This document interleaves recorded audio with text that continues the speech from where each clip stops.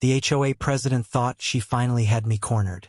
She stood in my driveway, shrieking into her phone, demanding the police come and arrest me for daring to break rules I never actually broke. Sirens echoed down the street as neighbors peeked from behind curtains, waiting for my downfall. But what Karen didn't know was that the officer stepping out of that squad car wasn't just another cop. He was my son, Detective Cameron Torres. And when he looked her dead in the eye and said, "Hi, Dad. What's the problem here?" her empire of lies began to crumble. Before Karen ever showed up with her clipboard and her rules, life in Willowbrook Estates was exactly what my wife and I had dreamed about for years. The kind of neighborhood you imagine when you think of safety, quiet evenings, and children riding bikes until the streetlights flickered on. Back then, I didn't know how quickly peace could turn into a battlefield, or that the fiercest war I'd ever fight wouldn't be on some construction site or courtroom, but right in my own front yard. I had worked nearly 3 decades as a union electrician. Long hours, dangerous jobs, and bosses who never appreciated the sweat it took to wire up skyscrapers and factories.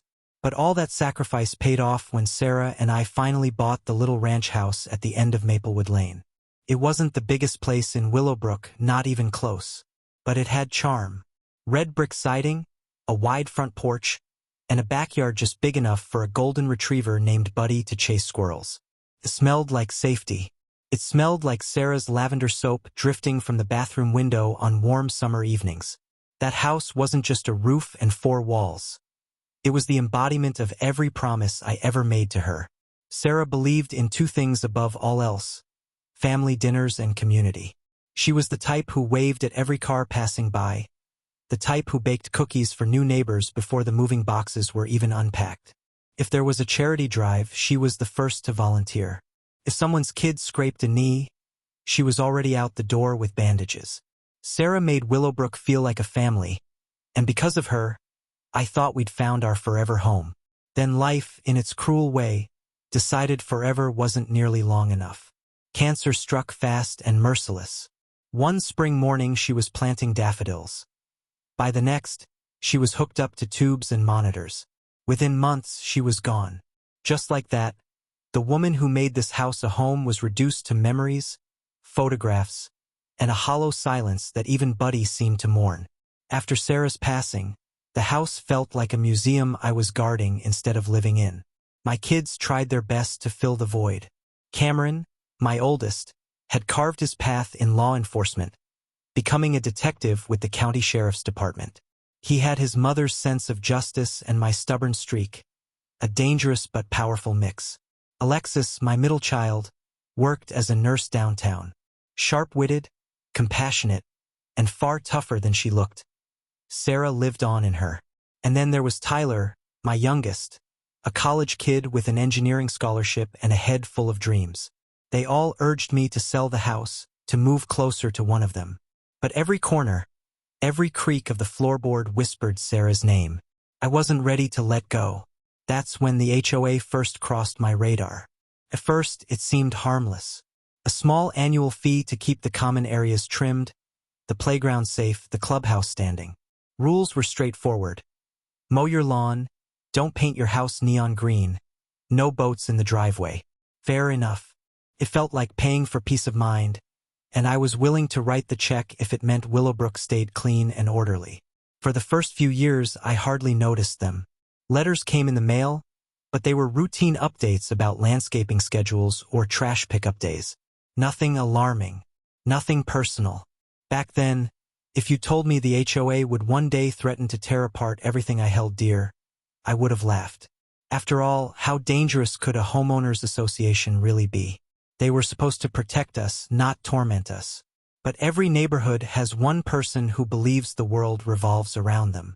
In Willowbrook Estates, that person was Karen Whitfield. Before she became a daily nightmare, she was just another neighbor with an oversized house and a too bright smile. But smiles can be masks, and Karen's hid a hunger for control that would consume everything around her. When the position of HOA president opened up, no one else wanted it. Most folks figured it was a thankless job, the kind of thing you did for a year out of duty before handing it off to the next sucker. But Karen, she saw it as a crown. And because she ran unopposed, she won easily. No one could have guessed what that would mean for the rest of us. Her style of leadership was simple: invent problems, then swoop in as the only one with solutions. 1 month, she circulated warnings about unapproved trash can placements. Another month, she wrote letters about holiday decor excess. It was laughable at first. We joked about it at backyard barbecues, calling her the HOA hall monitor. But the laughter faded as the warnings multiplied. Her power grew with every unchecked violation notice. She drove around in her white BMW like a sheriff on patrol, clipboard balanced on the steering wheel, snapping photos of anything that didn't meet her arbitrary standards. Grass too long by half an inch? Citation. Garbage cans left out 5 minutes past pickup? Violation. Driveway chalk drawings? Graffiti, she called it. It was as if she woke up every morning asking herself, "Who can I terrorize today?" Still, I didn't pay much attention. Grief had narrowed my world. My battles were internal, not against some power-hungry neighbor. But Karen thrived on escalation. She needed bigger targets, louder victories, and enemies who gave her purpose. And one autumn morning, she found me. It started with a fence. I built a small cedar fence in the backyard so Buddy could roam safely. 4 feet high, well within the HOA rules. Permits secured, city inspections cleared. Legal from every angle. But the next morning, Karen was in my yard, tape measure in hand, perfume hitting me like a wall.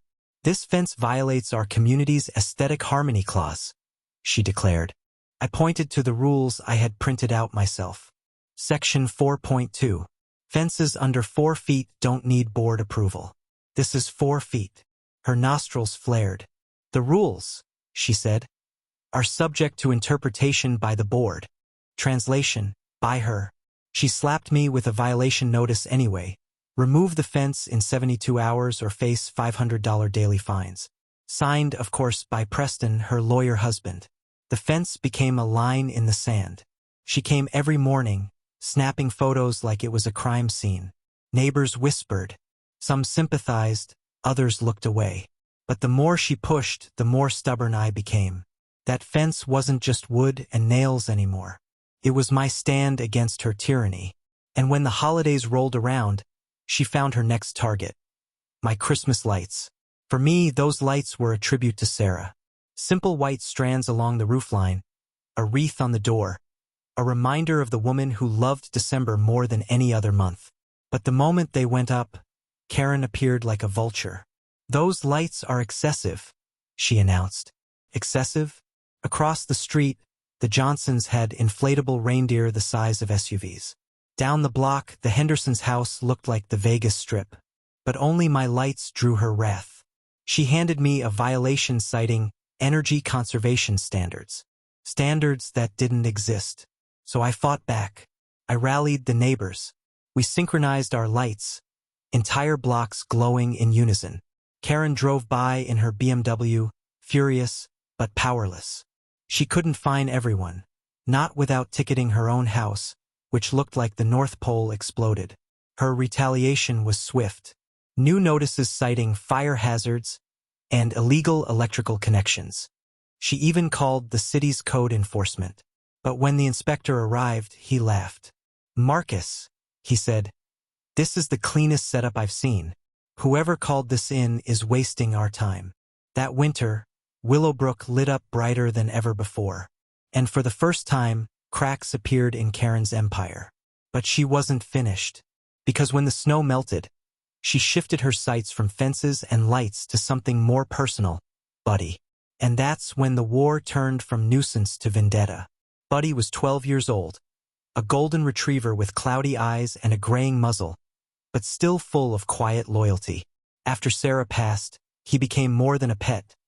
He was my anchor, the last piece of warmth in a house that often felt too cold. That's why when Karen came after him, the fight stopped being about rules. It became personal. One January morning, I found a notice taped to my door. Violation. Aggressive off-leash behavior. Fine $300. Additional demand. Mandatory behavioral assessment by a specialist at my expense. The claim? that Buddy had menaced Karen on her lawn. Menaced. Buddy could barely muster the energy to chase a ball. He wagged his tail at strangers and rolled over for belly rubs. But Karen wasn't joking. That afternoon, she arrived in a designer coat, clipboard hugged tight like armor. "Your dog," she declared, "is a menace." I smiled and pulled out my phone. "Mind if I record this for my records?" Her eyes flickered, but she pressed on. According to her, there was a leash law in the HOA guidelines. I'd memorized the book by now, no such rule existed. She left in a huff, heels slipping on ice. That weekend, I installed cameras, motion-activated, cloud-connected, legal. On Monday morning, they caught her sneaking onto my property, measuring Buddy's chain, photographing his food bowl. The same cameras also captured her cat, Snowball, roaming leash-free through half the neighborhood, digging up gardens and spraying on porches. 3 days later, another letter. Cease and desist, demanding I remove the cameras for violating privacy standards. Preston's law firm stamped across the bottom. I called a lawyer friend. He chuckled. "As long as your cameras only film your property, you're fine. They're bluffing." And the bluff didn't stop with me. At a park meetup, 3 other families admitted they'd been targeted too. Labs cited for barking during thunderstorms. Beagles accused of aggressive posturing. Karen was turning pets into revenue streams. Then came her biggest overstep. She filed a formal complaint with County Animal Control, labeling Buddy a public safety hazard. The officer who arrived took one look at Buddy wagging his tail, sighed and said, "You're not the first. This lady's been filing false reports all over the county." Word spread. Suddenly, Buddy wasn't just my dog. He became the neighborhood's mascot, the symbol of Karen's hypocrisy. When Animal Control dismissed her complaint and neighbors counterfiled about Snowball, the tide shifted. For the first time, Karen looked rattled. But she wasn't done. Spring came, and with it a new scheme. Every mailbox received a glossy newsletter titled Mandatory Spring Beautification Program. According to Karen, every homeowner had to replace their lawns with approved turf, install flower beds, and hire specific vendors, costing thousands per house. All the vendors, I discovered, were connected to Karen and Preston. People panicked. Retirees on fixed incomes, families scraping by, they couldn't afford it. Notices stacked up. Non-compliance, $500 per week. That's when I dug into the HOA's financials. By law, they had to show records. Karen tried to stonewall me, but I forced her hand at a meeting, citing the statutes. She delivered a binder that reeked of perfume and lies. Inside, I found the proof. Phantom vendors, duplicate invoices, checks written directly to Preston. Tens of thousands siphoned away. I highlighted, tabbed, copied. My kitchen turned into a detective's war room. Cameron flipped through it one evening and muttered, "Dad, this isn't shady.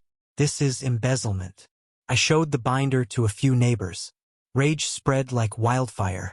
The Malones, the Johnsons, even timid Martha, once Karen's spy, turned against her. Soon half the neighborhood was demanding answers. Karen fought back with threats, violation letters, even a certified demand to return the binder.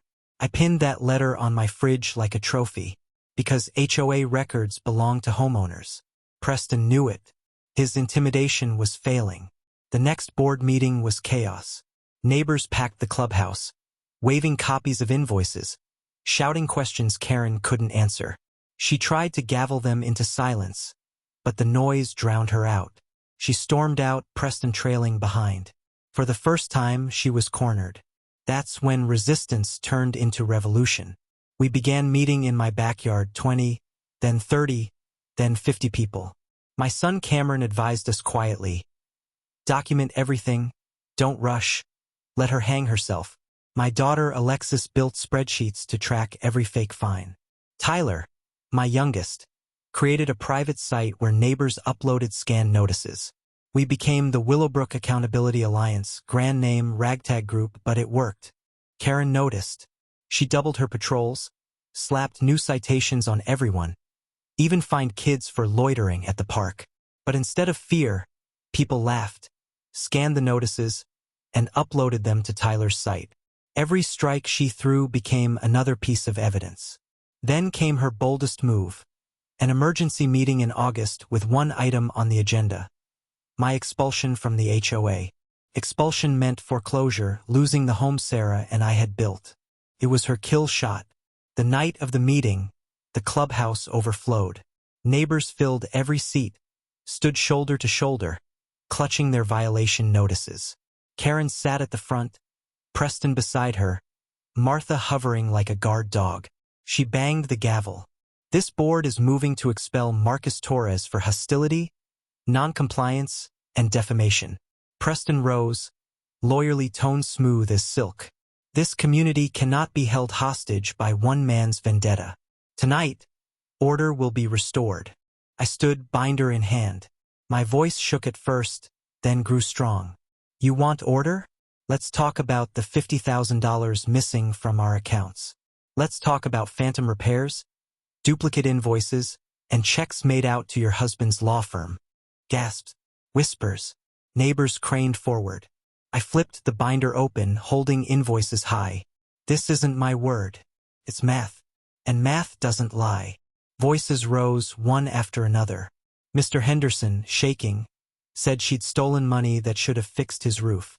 The Rodriguezes shouted about their kids' lemonade stand fines. The room turned against her. Karen cracked. She screamed into the microphone, "Silence! I am the president of this HOA. I will not be disrespected." Then, in desperation, she dialed 911, claiming there was a riot at the clubhouse and she was in danger. Minutes later, sirens wailed. Red and blue lights flashed through the windows. Karen smiled, certain the cavalry had come to rescue her. But when the doors opened, it wasn't just officers. A plainclothes detective followed, badge glinting. "Hi, Dad," Cameron said, scanning the room. Karen's face went white. Preston's smirk vanished. The neighbors erupted in cheers. Cameron stepped forward, calm and firm. "We got a call about a riot. Doesn't look like one to me. Looks like a community meeting. But filing a false report." He pulled out handcuffs, the metallic click echoing through the stunned room. "That's a crime," Karen stammered.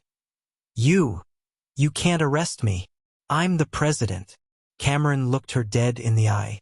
"Not anymore. Karen Whitfield, you're under arrest for filing a false police report. And that's just the beginning." The room exploded in applause as Karen was led out in cuffs, heels clattering, her empire collapsing with every step. Preston tried to sputter about civil overreach, but another officer reminded him he'd be investigated too. His face went gray. That night, freedom returned to Willowbrook. In the weeks that followed, investigators swarmed the HOA's accounts. Preston faced subpoenas. Karen faced multiple charges. Fines disappeared, bogus rules dissolved. The neighbors, once fearful, divided, came together like never before. A new board was elected, ordinary people who cared more about potlucks than power. One evening, as the sun set over Maplewood Lane, I sat on the porch with Buddy at my feet. Kids laughed in the distance, bikes clattering over sidewalks. My neighbors waved as they passed, smiling, not fearful anymore. The air smelled of cut grass and fresh paint. No longer the scent of control, but of renewal. I looked at the lights glowing softly along my roofline, the same way Sarah and I once strung them, and I realized something. Willowbrook wasn't just a neighborhood anymore. It was home again.